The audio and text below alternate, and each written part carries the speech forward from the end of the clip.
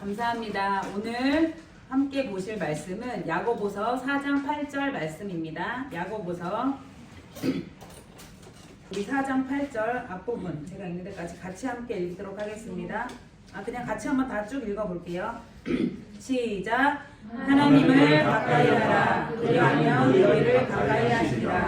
죄인들아 손을 깨끗이 하라. 두 마음을 품은 자들아 마음을 성결케 하라. 아멘. 네, 우리 한 번만 더 같이 하나님을 가까이 하라 읽어볼게요. 시작. 하나님을 가까이 하라. 그리하면 너희를 가까이 하시리라. 아멘. 네, 여기까지.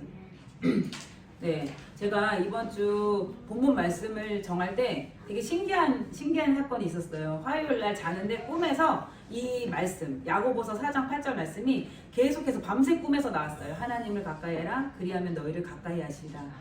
계속 밤새. 그래서 아침에 새벽에 일어나자마자 말씀을 이제 적어서 하나님 이게 주일날 본문 말씀인가요? 이제 물어보고 기도하는 가운데 하나님이 지금 우리 비전교회를 향한 메시지구나 라는 감동을 주셔서 이 메시지를 우리 함께 나누고자 합니다.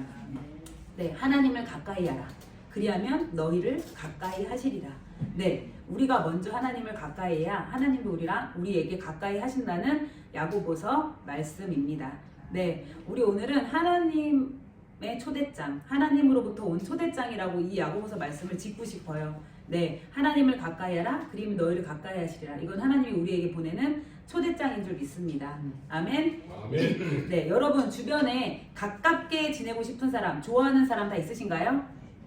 어떠세요? 특별히 막 자주 보고 싶고 가깝게 지내고 싶은 우리 학생들은 친구 혹은 어르신들은 그런 분들 계신가요? 어떠세요? 그런 분들 만나면 그냥 좋죠. 네, 함께 있으면 좋고, 그쵸? 우리는 가까이 하고 싶은 사람, 좋아하는 친구, 좋아하는 사람, 그런 사람들은 우리 마음에 특별한 자리를 잡고 있어요. 그쵸? 그 사람들이 좋아하지 않는 사람하고 같은 곳에 있지는 않잖아요. 우리 마음의 자리를 한번 생각해 보세요. 그런 좋아하는 사람, 특별한 사람은 우리 마음 가운데 특별한 자리를 잡고 있습니다.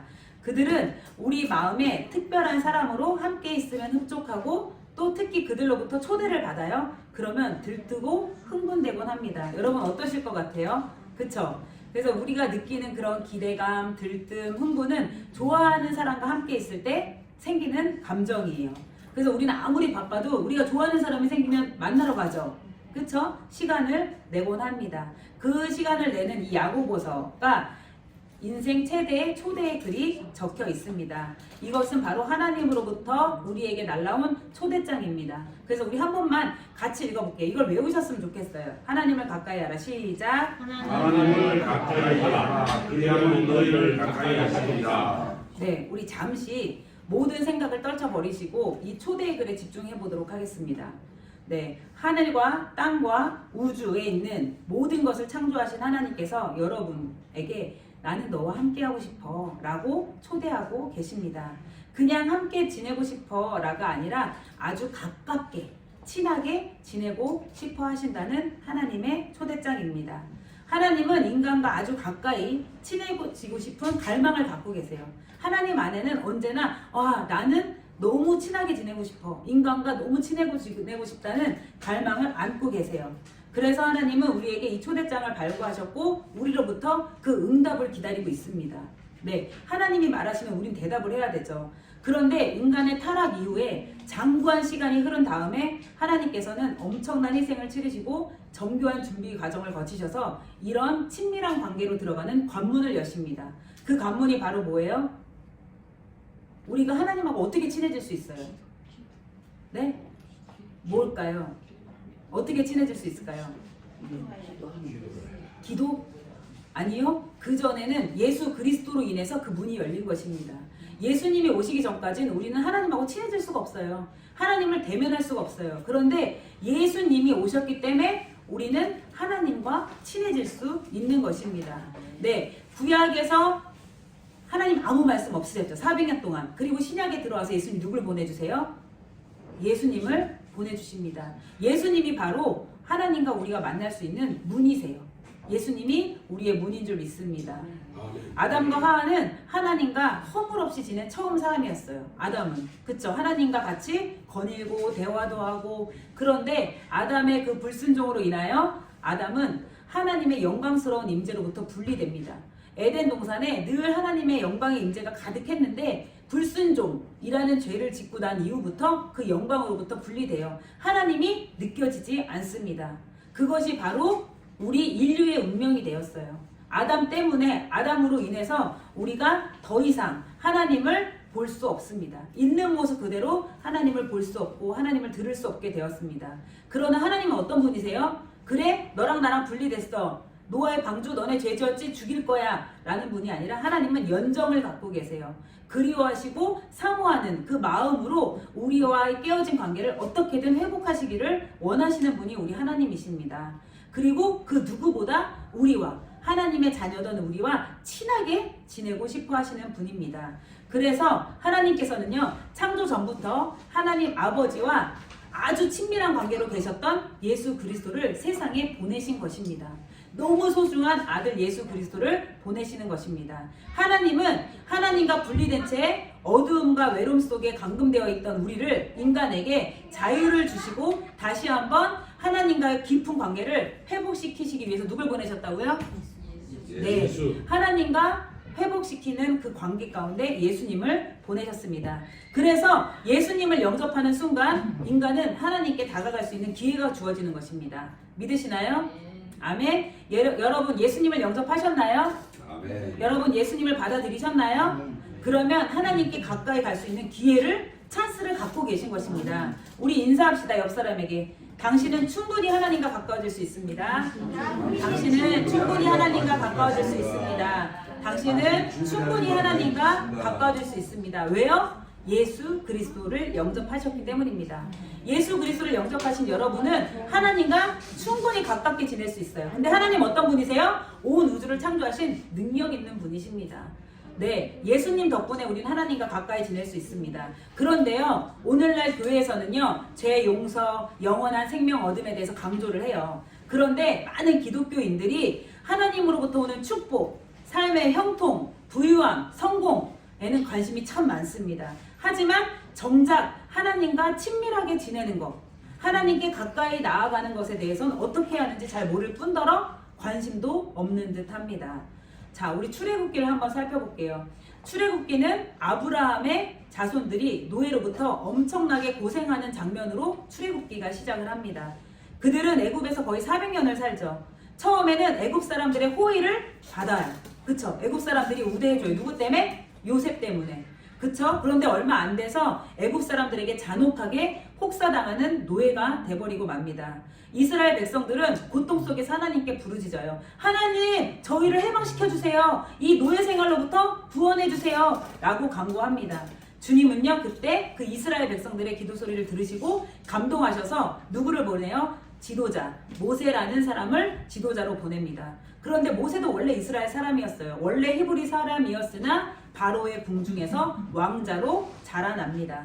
그럼에도 불구하고, 왕자인데도 불구하고 모세는 어땠어요? 동족, 같은 민족의 어려움을 외면할 수가 없었어요. 그래서 혈기로 자기 민족을 괴롭힌 애굽 사람을 때려 죽였었고요. 살인 후에 자신의 생명을 구하고자 광야로 도주했던 사람입니다. 그렇게 도주한 지 40년 만에 하나님은요, 모세를 하나님의 말씀과 능력으로 덧입히시고 하나님과 말씀을 소유하게끔 하시고 다시 애굽으로 돌아가게 하십니다. 모세는 이스라엘을 애굽의 속박으로부터 해방시키는 영적인 지도자가 됩니다. 이스라엘의 애굽으로부터의 탈출은요, 우리가 죄로부터의 탈출, 죄로부터 벗어나는 것과 비슷해요. 애굽은 세상적인 모든 것을 대표합니다. 제가 지난번에도 말씀드렸지만 애굽은 인본주의의 시작이라고 말씀드렸어요. 그래서 이 이스라엘 백성들이 애굽으로부터 탈출한다. 이것은 우리가 죄로부터 탈출하는 거나 마찬가지입니다. 비슷해요. 그래서 애굽은 세상의 모든 것을 대표하고요. 이스라엘은 교회를 상징합니다. 그래서 하나님의 자녀들은 예수님을 영접하셨죠? 믿으셨죠? 거듭나는 순간 이 세상의 억압과 독재로부터 해방돼야 되는 것이에요. 그런데 우리가 여기서 해방되지 못하고 계속 세상 속에 지낸다. 그거는 아직도 노예 생활을 하고 있다는 의미입니다. 지금도요, 우리는 애국과 다름없이 사회적 구조 속에 이용당하고 있어요.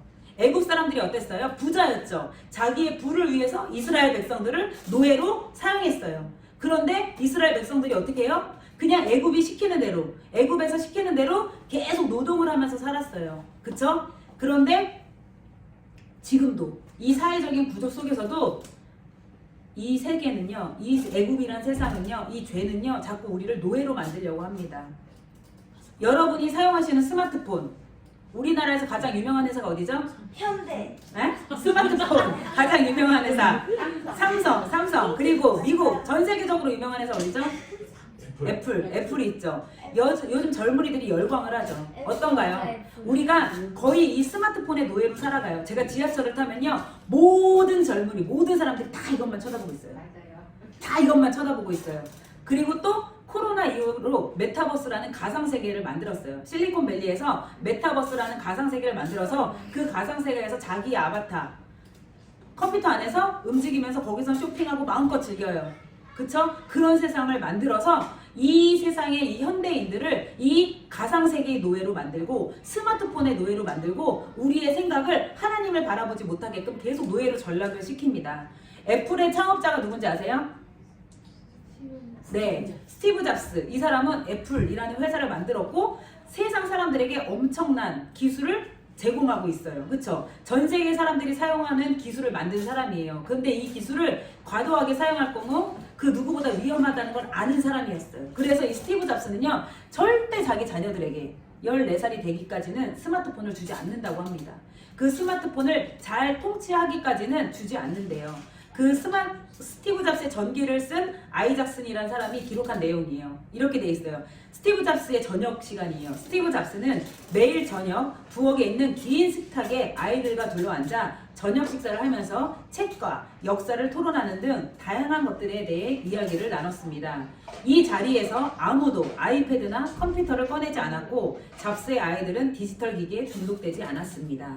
이런 내용은요, 스티브 잡스뿐만 아니라 미국의 실리콘밸리의 IT 기업가들 있죠. 그 사람들의 일반적인 일이라고 합니다. 이들은요, 스마트폰을 이용한 각종 전자기기와 어플리케이션이 남용이 되는 것들을 아이들에게 위험하다는 이유로 주지 않는다고 합니다. 때문에 이들은 대부분의 자녀가 스마트폰, 패드, 태블릿, 컴퓨터 등을 사용하는 것을 엄격하게 제한한다고 합니다. 그리고요, 기업의 총수들은 어떨까요? 기업의 경영자들, 회장들은요, 이 스마트폰이 없대요. 스마트폰이 없다고 합니다. 왜냐하면 이들은요, 시간이 금이거든요. 시간을 너무 소중하게 생각하는 사람들이라 스마트폰이 있으면 시간이 그냥 버려지니까 이 스마트폰을 소지하고 있으면 이 금 같은 시간, 돈으로 살 수 없는 시간을 버리기 때문에 이 회장 총수들은 절대, 회장들은, 정말 CEO들은 휴대폰을 갖고 있지 않는다고 합니다. 그래서 정말 할 일 있으면 비서들이 스마트폰 갖다가 전달하는 거죠. 그래서 이 세계적으로 유명하고 정말 기업의 위에 있는 사람들은 이 온라인 세계에서 노예로 살지 않는다고 합니다. 이 온라인 세계를 통치할 수 있는 것들을 만들고 자기는 오프라인에서 이 세상에서 골프를 치고 요트 타고 세상을 즐기며 살아요. 그런데 노예들을 다 만들어요. 왜냐하면 내가 만들어 놓은 것에 노예가 있어야 되잖아요. 열심히 막 거기서 가상세계에서 오락하고 거기서 막 노는 사람들이 있어야지 자기가 먹고 살잖아요. 그래서 거기서 이제 노예들을 만들어 놓고 자기들은 이 세상에서 즐기는 거예요. 그래서 진짜 기업인들, 진짜 돈 버는 사람들은요, 스마트폰에 중독되지 않는다고 합니다. 철저히 자기 시간을 관리하는 능력을 안다고 합니다.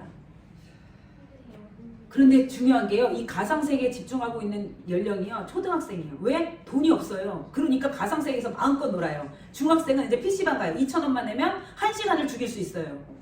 그러니까 어떻게든 시간 죽이려고 사는 거야. 우리가 이 잘못된 노예 근성, 이 애굽의 죄로부터 우리는 노예로 살아가고 있습니다, 지금.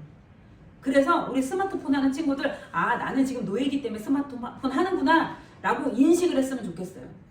응. 왜냐면은 시간을 관리해야, 시간을 집중해야 내 인생을, 하나님이 나에게 주신 인생을 만들어가는데 어떻게 만들어가는지 몰라. 그냥 나는 모르겠어. 나는 그냥 스마트폰하고 엄마가 학원 가라는 대로 학원 가고 나는 그냥 공부하고 끝날 거야. 이런 것들이 바로 우리를 노예로 만드는 겁니다. 애굽의 노예들은 어땠어요? 애굽에서 시키는 대로 벽돌 쌓, 뭐 만들어 하면 그것만 하면 돼요. 우리도 현실 세계의 노예로 스마트폰만 하고 있습니다. 우리가 노예로 살지 아니면 하나님이 주신 정체성은 통치하고 다스리라였는데 통치하고 다스리고 살지. 여러분 스스로가 생각하시길 바랍니다. 스마트폰뿐만 아니라 TV 프로그램도 그래요. 드라마 우리랑 상관없는데 드라마에 푹 빠져서 그게 내용이 내 내용이에요. 그것도 우리를 미디어의 노예로 만드는 행위입니다. 우리 요즘 또 건강 중요하죠. 또 건강의 노예로 만들어서요. 건강하면 또 뭐든지 다 사고 다 먹고, 그러니까 우리는 계속해서 아바타처럼 끌려다니는 거예요. 왜냐하면 세상의 부자들이, 세상의 총수들이 만들어 놓은 그 시스템 안에서 우리는 살아가는 거예요. 살아가는 거예요. 그래서 우리가, 하나님은 우리를 어때요? 생명의 길로 초대하시는데 이 세상은 우리를 자꾸 죽음의 길로 초대하고 있습니다. 네, 애굽에서 이스라엘 자녀들이 얼마나 이용당하고 학대를 당했는지 모릅니다. 그들의 등은요, 바로의 군사들이 다스리는 그 군사들의 채찍질로 인해서요, 등은 갈기갈기 찢어졌어요. 항상 일 안 하고 좀 늦으면 채찍질 하는 거예요. 피멍이 들고 상처투성이었습니다. 그들의 집은 빈민굴이었어요. 정말 못 살았어요. 음식은 먹다 남은 찌꺼기들이었습니다. 이스라엘 백성들은요, 애굽 부자들의 부를 증대시키는데 이용당했습니다. 스스로는 아무 희망 없이 그냥 시키는 대로 사는 거예요. 심지어 눈앞에서 자신의 아들들이 무고히 살해당하는 것도 그냥 보고만 있어야 됩니다. 지금 이걸 제가 준비하면서 저도 그런 것 같아요. 이 세상이 만들어낸 이 시스템에 내 딸이 죽어가는 걸 그냥 보고만 있는 거예요. 스마트폰 세상에서 죽어가는 걸 보고만 있는 거예요. 와, 정신 차려야겠다. 제가 진짜 말씀 준비하면서 깨어 기도하게 되더라고요. 이렇게 애굽에서 잔혹한 고문과 학대를 받았음에도 불구하고 이스라엘 백성들은 어때요? 광야가 막 힘드니까 과거의 고생한 끔찍한 기억을 너무나 쉽사리 잊어버립니다. 그쵸? 우리도 현대판 노예로 살아가면서 우리가 노예인지 모르고 우리의 정체성을 모른 채 그냥 TV에서 뉴스 걱정하면 걱정하고 세상 걱정거리 모두 끌어안고 그 보따리 끌어안고 짊어지고 살아가고 있습니다. 이스라엘 백성들 어땠어요? 광야에서 어려울 때마다 지도자인 모세를 원망했고 불평을 늘어놓았습니다. 심지어는 애굽에서 사는 것이 더 낫다는 말까지 했어요. 그냥 차라리 애굽에서 살래. 나 그냥 생각 없이 그들이 시키는 대로 그냥 살래. 나 기계처럼 살고 싶어. 라고 이야기합니다. 근데 어때요? 모세의 경우는 달랐습니다. 사실 모세는요, 애굽에서 노예 생활을 하던 사람이 아니었어요. 모세는요, 어려서부터 궁정에서 살았어요. 왕궁에서. 당대의 부자들과 함께 지냈고 잘 먹었고 잘 살았어요. 기가 막히게 좋은 옷을 입었고요. 최고의 교육을 받았습니다. 그리고 모세 옆에는 항상 하인들이 있었어요. 하인들이 모세의 시중을 들고 부족할 것이 없고 앞길이 창창한 젊은이였습니다. 그러나 그런 모세는요, 그런 최고의 호화로운 삶을 버렸습니다. 그럼에도 불구하고 광야에서 이스라엘 백성과는 다르게 뒤돌아보면서 후회하지 않았어요. 내가 지금 너네 때문에 이 고생하고 있잖아. 나는 불평불만 절대 안 했어요. 왜? 이스라엘 백성 때문에 지금 모세는 광야 생활하고 있는 거예요. 그냥 궁정에서 살 수 있었거든요. 그런데 그 호화로운 생활에 대한 미련이 없었습니다. 아니 어떻게 그럴까요? 노예 생활했던 이스라엘 백성들은 다시 돌아가고 싶다고, 좀만 힘드니까 다시 돌아가고 싶다는데 모세는 그러지 않아요. 아, 안 되겠다. 하나님 저희 이 사람들 버리고 저 그냥 궁전으로 들어가서 왕으로 살고 싶어요. 할 수 있는데 모세는 절대 후회되는 말을 하지 않습니다. 어떻게 그랬을까요? 모세와 이스라엘 백성들의 차이는 뭘까요? 도대체 뭘까요? 어떻게 그럴 수 있지? 그쵸? 우리 같으면 당장 궁정으로 갔을 텐데 바로 왕한테 내가 죽을 죄를 졌습니다 하면은 그쵸? 죄도 사해주고 살았을 텐데 모세는 그러지 않습니다. 어떻게 그랬냐고요? 모세는 하나님과의 진정한 만남이 있었습니다. 하나님을 만난 자는요, 그런 화려한 생활, 초호화 생활에 미련이 없습니다. 왜? 하나님과 함께 있는 것이 너무 행복하거든요. 시편에 그렇게 나와요. 성전 문지기로 사는 것이 하나님과 함께라면 너무 행복하다고. 우리가 하나님을 만나야지만 노예 생활에서 탈출할 수 있고요, 세상의 유혹에서부터 탈출할 수 있습니다. 우리가 하나님을 만나는 우리 성도님들 되시기를 축복합니다. 하나님은요, 모세의 입을 통해서 하나님이 하신 말씀을 하도록 계속해서 이야기하고 있습니다. 하나님이 내 백성을 보내라 라고 했을 때 어때요? 출애굽기 7장 16절, 우리 잠깐 졸리실 수 있으니까 7장 16절 한번 펴볼게요. 출애굽기, 창세기 출애굽기 7장 16절 한번 펴보시겠어요?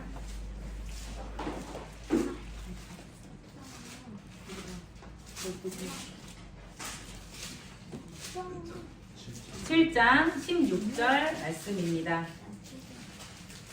네, 먼저 찾으신 분이 큰 소리로 읽어주시면 감사하겠습니다. 출애굽기 그에게 이르기를 히브리 사람의 하나님 여호와께서 나를 왕에게 보내어 이르시되 내 백성을 보내라. 그들이 광야에서 나를 섬길 것이니라 하였으나 이제까지 내가 듣지 아니하도다.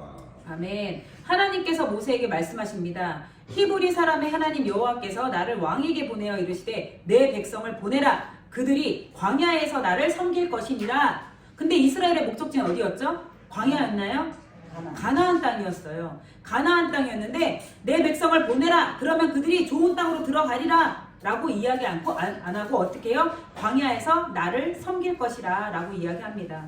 모세는요 이스라엘 백성을요 약속의 땅으로 데려가기 전에 광야로 먼저 데려갑니다. 이스라엘 백성에게 약속을 주신 하나님을 만나도록 주선을 합니다. 왜냐하면 그것이 바로 하나님의 갈망이었어요. 하나님은 이스라엘 백성을 가나안 땅으로 가는 게 하나님의 뜻이 아니라 이스라엘 백성이 먼저 하나님을 만나는 것, 이게 바로 하나님의 갈망이었습니다. 하나님은 왜 이스라엘 백성들이 가나안 땅에 들어가기 전에 먼저 만나길 원하셨을까요? 가나안 땅으로 그냥 인도하시면 되지 왜 광야에서 나를 먼저 만나라 라고 하셨을까요? 네, 왜냐하면 젖과 꿀이 흐르는 땅에 들어가면 노예 생활했던 백성들이 갑자기 자유우죠. 자기가 농사짓고 먹을 수 있죠. 땅의 풍성함에 매료당해서 약속을 주신 하나님보다 뭘 더 찾아요? 약속된 물건을 더 사랑하게 될까봐 그 위험 때문에 하나님은 모세를 통해서 이스라엘 백성을 하나님의 임재로 먼저 이끌었습니다. 임재로. 그래서 우리는 약속된 땅으로 갑시다. 이게 중요한 게 아니라 하나님을 만나서 약속된 땅으로 가야 될 줄 믿습니다. 여러분의 삶의 여정에 우리 예배 드립시다. 하나님을 만나는 예배를 드려야 될 줄 믿습니다. 아멘. 주의 예배 드리는 게 이게 율법이에요. 지키는 게 끝이 아니라 하나님을 만나는 예배를 드리셔야 될 줄 믿습니다. 아멘. 오늘 하나님 만나는 예배를 드리셔야 할 줄 믿습니다. 지금 되게 중요한 게 있어요. 이 기독교인들은요. 어떤 이득을 얻어내기 위해서 교회 다닙니다. 믿음 생활을 합니다. 하나님에 관해 관심을 갖는 경우가 드뭅니다. 물론 하나님은요 기적을 베푸세요. 경이로운 일들을 많이 행하시고 인생을 축복하십니다. 풍요와 성공을 약속해 주시는 분이십니다. 그런데요 모세처럼요 하나님을 직접 만나고 대면하고 나면요 우선순위가 바뀌게 됩니다. 이러한 경이로운 능력, 물질, 풍요 이런 게 먼저가 아니라 하나님을 먼저. 그래서 하나님은요 하나님을 먼저 찾는 자들에게는 물질적, 풍요, 능력, 경이로운 삶은 팁으로 주시는 거예요. 서비스예요. 왜냐면 나를 이렇게 사랑하는 내 자녀한테 다 주고 싶은 게 하나님의 사랑인 줄 믿습니다. 우리가 말씀을 묵상하실 때요 하나님이 어떤 분이신지에 포커스를 맞추시기 바랍니다. 말씀 읽고 끝? 아니 이스라엘 백성 너 왜 허간데 불평불만이 아이고 징그러워 이러지 마시고 여기서 하나님은 어떤 분이시지? 하나님 우리에게 무엇을 말씀하시지? 하나님이 어떤 분이신지, 하나님은 어떤 성격을 갖고 계신지, 어떤 성품을 갖고 계신지를 찾아보시길 바랍니다. 아멘. 하나님께서 이스라엘 백성을 애국으로 탈출시킨 이유가 뭐라고요? 젖과 꿀이 흐르는 땅에서 잘 먹고 잘 살게 하는 것이 아니었습니다.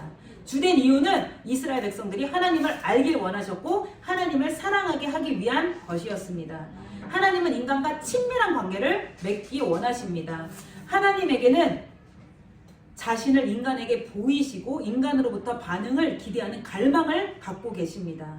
하나님은 우리와 아주 친하게 지내고 싶어 하세요. 하나님의 열의는 절대로 줄거나 변하지 않습니다. 지금도 하나님은 하나님의 사랑을 우리에게 계속 보여주십니다. 믿으십니까? 아멘.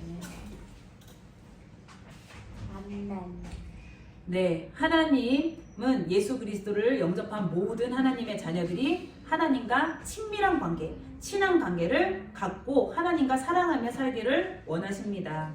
네, 제가 요즘에 그 20대, 25살, 6살 요 자매들 회복이란 책을 해요. 엄마가 되기 전에, 결혼하기 전에, 누군가의 신부가 되기 전에 어떻게 우리는 여성의 정체성을 갖고 살아야 될지 이 회복이란 책을 공부를 하고 있는데 이 자녀들이요, 이 자매들이 처음에는 내 남편은 누굴까? 내 남자친구는 누굴까? 이런 거에 관심이 많았어요.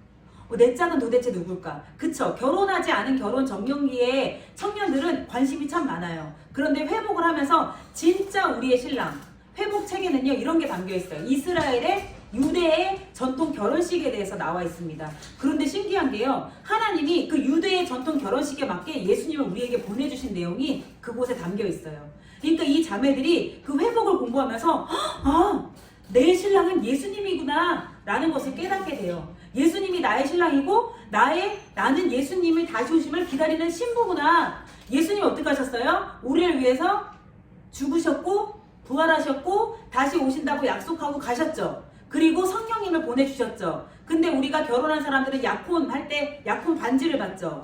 근데 이스라엘 결혼식은 약혼을 하고 나서 1년 동안 신랑이 떠나요. 왜? 신부하고 살 집을 마련하기 위해서. 그럼 신부는 그 떠난 신랑을 기다립니다. 기다려요. 그때 우리도 예수님이 지금 잠깐 떠나셨죠. 다시 오신다고 약속하셨죠. 그렇게 신랑을 기다리는 신부처럼 이 땅에서 삶을 준비해야 된다. 우리 자매들이요, 이걸 배우고 나니까 엄청난 안정감을 찾았대요. 그전에는 삶이 불안했대요. 난 어떻게 해야 되지? 나는 어떤 사람을 만나야 되지? 내 짝은 누구지? 교회 가서도 내 짝은 누굴까? 그런데요, 이걸 딱 공부하는 순간 아, 나는 예수님 다시 오심을 기다려야지. 먼저 내 안에 예수 그리스도가 바뀌니까 이런 자매들은 어떻게 해요? 이게 회복되고 나면요, 육신의 신랑은 하나님이 알아서 책임지십니다. 내 자녀들이 나를 사랑하는데 나를 사랑하는 내 자녀들에게 모든 걸 주고 싶으신 게 하나님의 심정입니다. 여러분, 그래서 이게 회복되시길 바랍니다. 염려되는 것들 다 기도로 올려드리라고 말씀드렸어요. 네, 하나님을 가까이 하면 하나님께서 책임지시는 줄 믿습니다. 하나님을 만나면, 예수님을 만나면 환경과 상관없어요. 주님으로부터 오는 평안을 누리게 됩니다. 하나님을 만난 이후 왕궁의 삶을 돌아보지 않았던 모세, 하나님을 만나지 못했기 때문에 당장에 먹고 사는 위협을 느끼면서 노예의 삶으로 돌아가고 싶다고 원망 불평하는 이스라엘 백성들, 여러분은 어느 편에 서실 건가요? 우리는 하나님 아버지를 섬기고 있습니다. 하나님 아버지는 사랑하는 자녀들 불같은 마음으로 사랑하시는 분이십니다. 근데 만약 그런 자녀들이 하나님 아버지의 사랑을 저버린다면 아빠의 마음은 어떨까요? 사랑하는 내 자녀가 등을 돌리고 떠난다면 아버지의 마음은 어떨까요? 어머니들 마음은 어떠세요? 하나님은 지금도 우리와 상호작용하고 싶어 하세요. 서로 사랑하고 싶어 하세요. 근데 자녀들이 떠난다면 마음이 무너지시겠죠.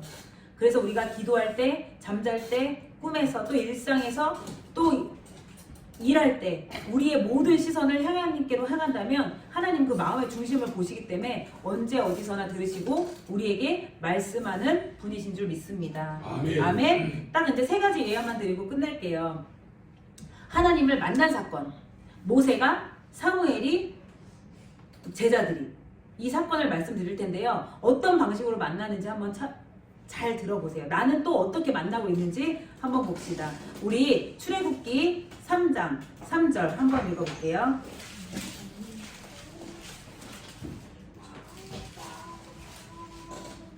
네, 이 3장의 배경을 잠깐 말씀드리면 모세가 장인 이드로의 양떼를 치고 있어요. 양떼를 치고 있는데 떨기나무에서 불이 나는데 꺼지지가 않는 거예요. 이 장면을 불꽃 가운데서 뭔가 여호와의 사자가 떨기나무 불꽃이 있는데 뭔가 타지도 않고 불이 있는데 사람이 있는 거야. 그 여호가 이상하잖아요. 모세가 이걸 볼 때. 그래서 모세의 행동입니다. 우리 출애굽기 3장 3절 한번 읽어볼게요. 시작. 이는 가로되 내가 돌이켜 가서 이 광경을 보라. 떨기나무가 어찌하여 타지 않느냐 하는 동시에 네, 나무가 불이 붙으면 타서 재가 돼야 되잖아요. 그런데 나무가 타지 않는 거야. 여기에 불이 붙으면 이게 지금 타서 없어져야 되잖아요. 근데 나무가 그대로 있고 불만 있는 거예요. 그러니까 모세가 뭐지? 라고 하는 장면입니다. 자, 여기서 모세가 돌이켜 가서 라고 이야기하죠. 여기서 돌이켜해 라는 말의 어원에 대해서 잠깐 나눠보도록 하겠습니다. 여기서 돌이켜 라는 말은요, 언어학자 스트롱에 의해서 번역이 됐는데 신경을 끄다입니다. 신경을 끄다. 즉 모세는 나름대로의 계획이 있었어요. 양떼가 많았죠. 이 양떼를 치고 돌아가야 되는데 이 계획이 있는데 그 계획을 취소하고 거룩하신 하나님께 그 신선을 돌렸다는 뜻입니다. 이러한 모세의 태도를 본 하나님은 모세에게 뭔가를 주십니다. 뭘 주세요? 출애굽기 3장 4절 5절 다시 한번 읽어보겠습니다. 출애굽기 3장 방금 읽었던 3절 밑에 4절 읽어볼게요. 시작. 여호와께서 너가 보려고 돌이켜 오는 것을 보신지라. 하나님이 떨기나무 가운데서 그를 불러 가라사대 모세야 모세야 하시매 그가 가로되 내가 여기 있나이다. 하나님이 가라사대 이리로 가까이 하지 말라. 너의 선 곳은 거룩한 땅이니 내 발에서 신을 벗으라. 아멘. 네, 하나님께서는요 모세가 돌이키는 행위를 보시고 나서 모세의 이름을 부르시며 모세에게 접근하십니다. 모세야 모세야 라고 부르십니다. 만약에 모세가 아무런 떨기나무가 타지 않아, 이상한데? 근데 나 바쁘니까 그냥 가야지 라는 반응을 보이지 않았다면 하나님은 아마 가만히 계셨을 것이라고 생각합니다. 하나님은 모세가 치던 양떼가 안전히 울타리 안에 들어가 있을 때 부르지 않으셨습니다. 그쵸? 모세가 한창 바쁠 때 부르세요. 그쵸? 양떼를 데리고 가야 되는데 그때 하나님이 모세야 모세야 부르십니다. 떨기나무를 통해서 부르십니다. 근데 만약에 모세가요, 지금 내가 양떼가 있지, 이 양떼한테 내가 눈을 떼면 와, 이 양떼 사방으로 흩어질 텐데 엉망되겠지? 안 되겠다. 흩어진 양떼부터 모으고 뭔가를 해야 되겠다. 근데 또 이걸 모으려면 하루 종일 걸리겠지? 그냥 하나님 만나는 일은 나중에 시간 있을 때 미루자 라고 할 수도 있었어요. 그쵸? 그런데 그랬다면 하나님은 과연 모세 이름을 부르셨을까요? 네, 맞아요. 부르지 않으십니다. 하나님은 부르지 않으셨을 거예요. 근데 어떤 사람들이 이렇게 얘기해요. 모세가 반응하든지 말든지 하나님은 하나님이 하실 일을 하셨을 거라고. 그런데요, 과연 하나님의 성품과 맞아 떨어지는 추측일까요? 하나님은요, 반응하는 자를 찾으십니다. 믿으십니까? 하나님이 우리를 부르시는데요, 반응하지 않으면 하나님 우리를 쓰실 수가 없어요. 자, 우리 사무엘의 경우를 한번 돌아보도록 하겠습니다. 사무엘이 어린 나이에 제사장을, 엘리 제사장을 섬기고 있었어요. 하루는 사무엘이 누워있는데 갑자기 사무엘아 사무엘아 하는 음성이 들어옵니다. 사무엘은 이게 무슨 소리인지 하고 달려가요. 누구한테? 섬기던 엘리 제사장한테. 그랬더니 엘리 제사장이 뭐라 그래요? 나 너 안 불렀는데? 근데 또 사무엘이 이렇게 누워있는데 또 사무엘아 사무엘아 들려요. 사무엘이 또 달려가요. 저 부르셨어요? 아니, 너 부른 적 없는데? 또 불러요. 그러니까 엘리 제사장이 이상한 거예요. 세 번째 오니까 사무엘 근데 좀 이상하다. 네가 가서 사무엘아 사무엘아 들리는 음성이 들으면 이렇게 얘기해. 주님 제가 여기 있습니다. 네 주님 제가 여기 있습니다 라고 이야기해라 라고 가르쳐줍니다. 근데 사무엘이 또 가서 누웠어요. 그랬더니 네 번째 또 사무엘아 사무엘아 들리는 거예요. 그때 사무엘이 어떻게 했어요? 엘리 제사장이 가르쳐준 대로 뭐라고 얘기했어요? 반응하죠. 뭐라 그랬어요? 여호와여 말씀하옵소서 주의 종이 듣겠나이다 라고 이야기합니다. 이렇게 사무엘이 하나님의 음성에 반응했을 때 하나님은 사무엘에게 하나님의 신비와 그분의 뜻을 계시해 주십니다. 또 어떤 사람들은 이렇게 얘기해요. 아니 왜 처음부터 엘리한테 갈 것 없다, 난 하나님이야, 그냥 내 말 들어 라고 하지 않았지? 하나님 왜 그러셔? 그럴 수 있어요. 그러나 하나님은 그렇게 절대 안 하십니다. 하나님은요, 인간이 스스로 하나님을 알고 자원해서 반응하길 원하십니다. 하나님은요, 여긴 독재가 아니에요. 하나님은 공산주의를 싫어하세요. 하나님은 강제를 싫어하세요. 하나님은요, 우리가 반응하기를 원하십니다. 그렇게 함으로 하나님과의 자연스러운 관계가 형성되길 원하십니다. 그럼 하나님이 처음부터 우리를 그렇게 만드시죠. 우리 로봇처럼 만드시고 하나님이 우리를 조정하시면 되는데 하나님은 조정하지 않으십니다. 자연스러운 관계를 원하십니다. 그래서 하나님은요, 영적으로 부지런한 사람을 좋아하세요. 하나님을 원하고 갈망하고 하나님을 바라는 사람들을 만나 주십니다. 영적인 열심이 있는 사람들을 하나님을 만나 주세요. 그런데 하나님을 믿으면서도 하나님이 뭐라고 하시는지 막 이상한 기이한 기적들이 보이는데 저건 뭐야? 뭔가 내가 헛걸 봤나? 내가 아침을 안 먹었나? 떨기나무가 왜 안 타? 그냥 지나가면 하나님의 일을 다 놓치는 거예요. 여러분, 혹시 여러분의 삶 속에 하나님이 뭔가 말씀하시는데 놓치고 있는 게 있지 않는지 한번 돌아보세요. 하나님은 계속 우리한테 말씀하시고 우리한테 말을 건네시거든요. 근데 우리가 아이고 바빠요. 나 지금 이거 밥 좀 해야 돼요. 나 지금 애 데리러 가야 돼요. 비가 와요? 우산. 애 우산 챙겨야 돼요. 우산 안 챙겨도 되거든요. 애들 그냥 비 맞아도 되거든요. 그런데 우리가 또 자녀가 우상이 돼서 어이구 내 새끼 그럴 수 있어요. 그냥 하나님한테 맡기고 하나님이 나를 부르실 때 비가 막 쏟아져요. 그런데 달려가야 되나? 우리 애한테 근데 하나님이 막 나한테 부르세요. 지금 나와 대화할 수 있겠니? 막 감동을 주세요. 그럼 멈춰야 돼요. 그게 훈련입니다. 그게 훈련이 되셔야 될 줄 믿습니다. 네, 하나님이 우리를 터치하시는 걸 민감하게 반응하시길 바랍니다. 저도 운전하고 가다가 하나님이 갑자기 막 잠깐 멈추고 나와 대화하지 않게 좀 집중. 운전하고 할 때 계속 기도해요. 근데 집중하기 원하실 때가 있어요. 그러면 하나님 안 돼요. 저 빨리 가야 돼요. 아니요. 멈추고 기다립니다. 하나님 뭐라고 말씀하시지? 지금 나에게 할 일이 뭐지? 그래서 옛날에 그런 것도 있잖아요. 성수대교 무너질 때 믿는 자들이 그때 갑자기 무슨 일 생겨서 그거 한다고 회사 시간 늦었는데 그때 하나님 멈추게 하셔서 그때 성수대교 그 시간에 타야 되는데 안 타서 살아났다. 이런 간증들도 저 들었거든요.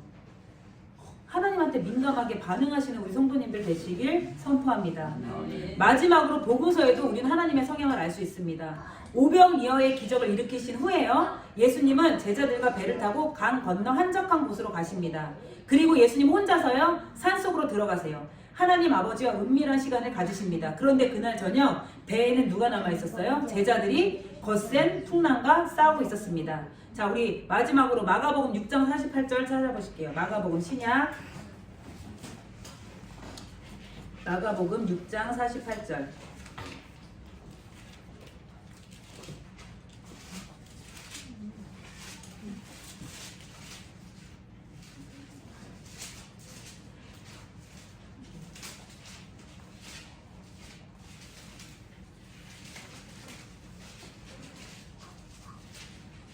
네, 마가복음 6장 48절 다 같이 읽어볼게요. 시작. 바람이 거스름으로 제자들의 괴로이 노젓는 것을 보시고 밤 사경쯤에 바다 위로 걸어서 저희에게 오사 지나가시려고 하심에, 우리가 말씀을 읽을 때 되게 포인트를 잘 보셔야 돼요. 여기서는 지나가려고 하는 문장에 우리가 집중해 봅시다. 지나가려고 하는 이거는요, 그냥 지나쳐 버리실 의향이었어요. 제자들이요 막 괴롭게 풍랑하고 싸우는데 예수님은요 보셨어요. 보시고 지나가려고 하셨어요. 그냥 지나가려고. 그게 뭐예요?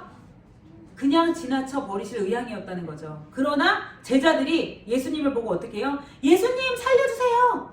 라고 예수님을 부릅니다. 그때 예수님 말씀하십니다. 안심하라, 내니 두려워하지 말라 라고 하십니다. 예수님께서 들어가시니 그 풍랑은 잠잠해집니다.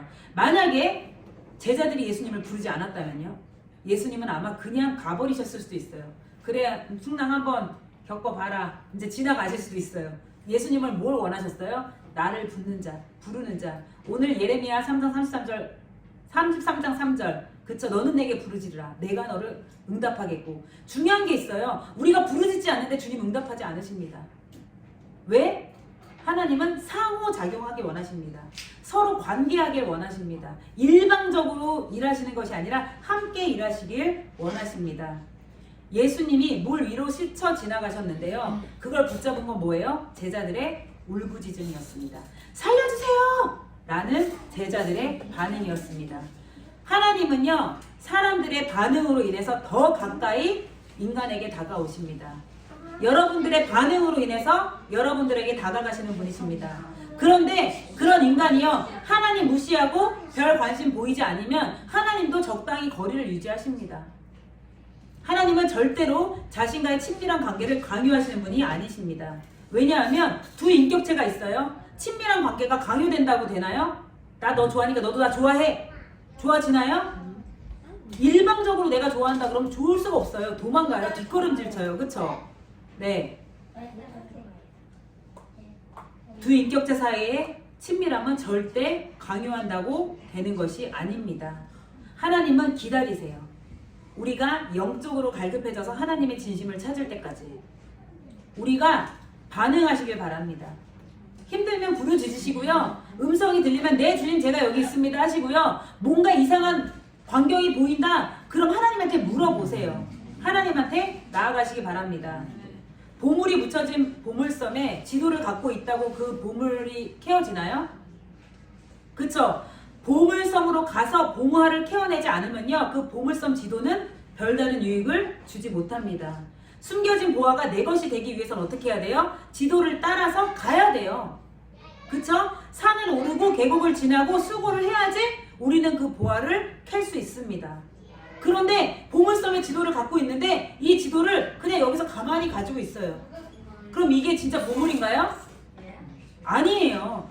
말씀은요, 보석이에요. 근데 우리가 이걸 갖고 그냥 가만히 베개 자고 그래 베개 자면은 우리한테 복 주시겠지. 가까이 하라고 했으니까 성경책 안고 있으면 아니에요. 이 성경책 안에 보화를 캐내셔야 됩니다. 그 보화가 첫 번째 하나님하고 친밀감이에요. 친해지는 가까이 가면 되는 것입니다. 아멘. 여러분, 네, 그렇게 하기 위해서는 시간이 필요하고요, 에너지가 필요하고요, 자금이 필요하고 노력이 필요합니다. 지도는 단지 방향만 제시해 줄 뿐입니다. 그래서요, 모세는 붉은 떨기 나무를 보았을 때 타버리지 않는 것을 보고 이상히 여겨서 조사해 보려고 가까이 다가갔어요. 그쵸? 그런 방법으로 하나님은 모세를 부르십니다. 또 하나님께서는 어린 선지자 사무엘을 수차례 부르셨지만 사무엘이 주님 말씀하시옵소서 내가 듣겠나이다 라고 하기 전까지는 본격적으로 말씀하시지 않으세요. 계속 뻘짓하게 엘리한테 가서 너 부르셨어요? 그런데 사무엘이 반응할 때까지 기다리십니다. 또 예수님께서 무리를 걸어가시면서 제자들을 그냥 지나쳐 가시려고 할 때 제자들이 예수님 살려주세요 라고 소리쳐 부르는 소리에 예수님은 멈춰 서십니다. 위의 세 가지 중에 여러분을 부르시는 하나님의 방법과 어떤 것이 가장 흡사한가요? 여러분은 하나님의 부르심에 응답하고 계신가요? 지금 하나님이 나를 어떤 방법으로 부르시는지 귀 기울여 보시길 바랍니다. 아멘. 아멘. 이번 한 주 동안 하나님께 가까이 가길 원하는데 어떻게 나를 부르시는지 묵상하시면서 하나님을 알아가시는 우리 성도님들 되시길 축복합니다. 아멘. 하나님께 더 가까이 나아갈 때 우린 더 이상 노예가 아닙니다. 하나님께 가까이 하는 자는 정복하고 다스리고 통치하는 자가 될 것입니다. 하나님께 가까이 나아가 우리의 정체성을 회복하는 비전 성도님들 되시길 축복합니다. 아멘. 기도하겠습니다. 사랑의 주님 감사합니다. 오늘도 귀하고 복된 주일 저희를 불러주셔서 감사합니다. 하나님, 하나님을 가까이 하라. 내가 너희를 가까이 하리라 말씀하셨습니다. 하나님, 저희가 주님을 가까이 하길 원합니다. 주님을 가까이 할 때 저희가 더 이상 노예의 삶을 살지 않을 것을 선포합니다. 하나님, 하나님께서 우리가 하나님의 자녀답게 이 땅에서 정복하고 통치하고 다스리고 살기를 원하십니다. 하지만 저희가 주님에게 가까이 하지 않기 때문에 주님의 음성에 반응하지 않기 때문에 계속해서 노예의 삶으로 전락하고 있습니다. 하나님, 이 시간 더 이상 노예의 삶으로 전락하지 않을 것을 선포하며 주님 앞에 기도합니다. 하나님, 주님의 말씀에, 주님의 음성에, 주님이 보여주는 환경에 반응하길 원합니다. 하나님, 모세가, 사무엘이, 예수님의 제자들이 주님을 부르짖었던 것처럼 아버지 우리에게도 동일한 은혜를 더하시옵소서. 성령께서 우리 가운데 역사하셔서 주님을 찾는 자들 되게 하시옵소서. 누구보다 주님을 가까이 하기를 갈망하는 자들 될 수 있도록 기름 부어주옵소서. 그렇게 하실 주님을 기대하며 모든 말씀 우리 구주 예수 그리스도 이름으로 간절히 기도드렸습니다. 아멘.